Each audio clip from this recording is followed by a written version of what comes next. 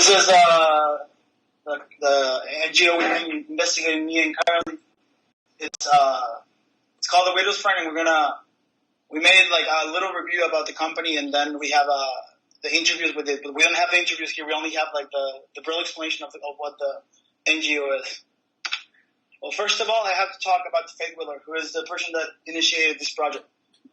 In 1975, she decided that she wanted to do something to help the world. That was her ideal. So she looked up what was the poorest country in the world, which at the time happened to be Bangladesh.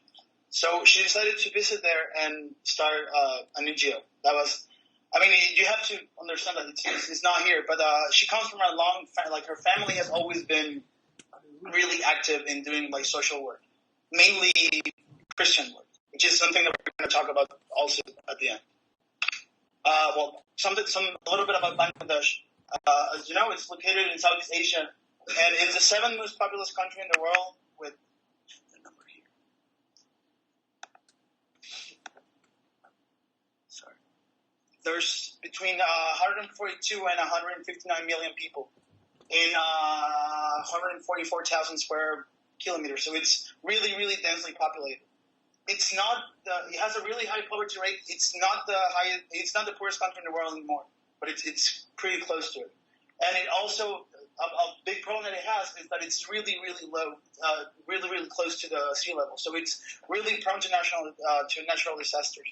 For example, in 1974, there was a hurricane that killed 500,000 people near the capital of it's Dhaka. Yeah, Dhaka.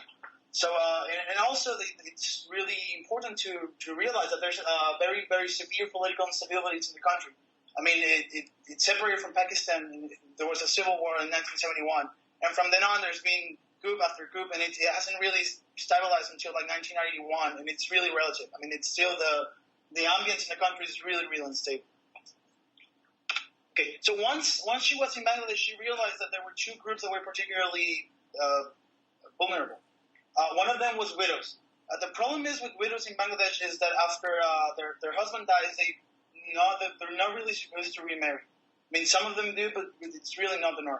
And not being a really, really macho society, they don't have that many options to work. And the other problem also is with orphans, because due to a lot of the precarious economy in Bangladesh, the orphans don't really get a chance to go with another family. I mean, many families are willing to take another kid. And so the only solution they have is just to go on the streets and start begging or working in sweatshops and stuff like that. So they don't have a chance to study. So these were the two main areas that she identified as being big problems in Bangladesh. She also discovered quickly that the people in Bangladesh were, like the women, they were really, really good at doing this kind of stitching work. They called the Nachikanta, something like I can't really pronounce it, but it's a quilted design like the one they have here. So her initial idea was to create a place where they could get together, get the materials, and start working on that. And eventually, what she did was taking this thing that they did, this work that they did, and take it back to the U.S., sell it, and then to start financing the project. The way it works for this part, for which is actually called the Widow's Friend, that's like the main project, was to create these designs and then sell them in the U.S. And then once they sold it, half of the money goes to the person that did it, and the other half goes to finance her stay at the center. This is different from other projects in Bangladesh that are similar, because usually what they do is work to third parties or second parties, and they start selling the things around. And here it goes directly from the owners of the center, from the people that do it, to the owners, to the U.S. and back. Here's an example of some of the work they do. I was going to bring an example, but the family that's going to lend it to me, they decided at the last minute not to, because they wouldn't trust me. And so the other project that they did initially was called a Home of Joy, which was an orphanage. And this one, the idea here is to have all the orphans live until the age of 15, and after that they're encouraged to incorporate into society. The way it works is that they offer school for the smaller kids, but then once they start going to, like, I think it was first or second grade, they start to encourage them to go to like normal school, so they get into society and they don't become like really trapped in this whole orphanage thing.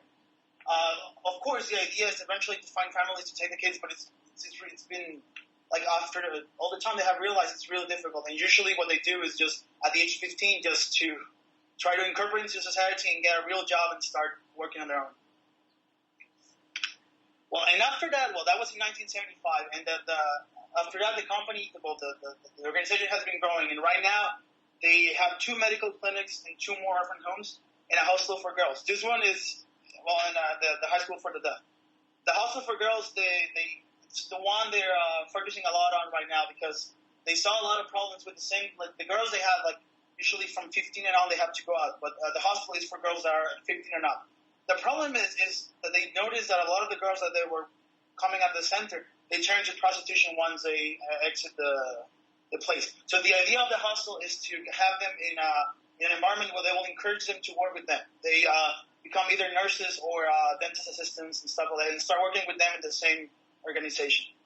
Because the thing is, like, they work in a really, really tight schedule, really tight budget. So we're going to see that more about the funding later. But the people that work with them, they're usually earning less than the standard for other organizations of the same kind. So they work mostly on donations and on people willing to work with them. Well, here's this about the leadership. As I mentioned, it's Faith Wheeler, the one that started the program, and right now her niece Jane Brooks is also working with them, and she's a nurse, and she's the one that's handling most of the stuff about the medical, like all the medical systems and everything in the company.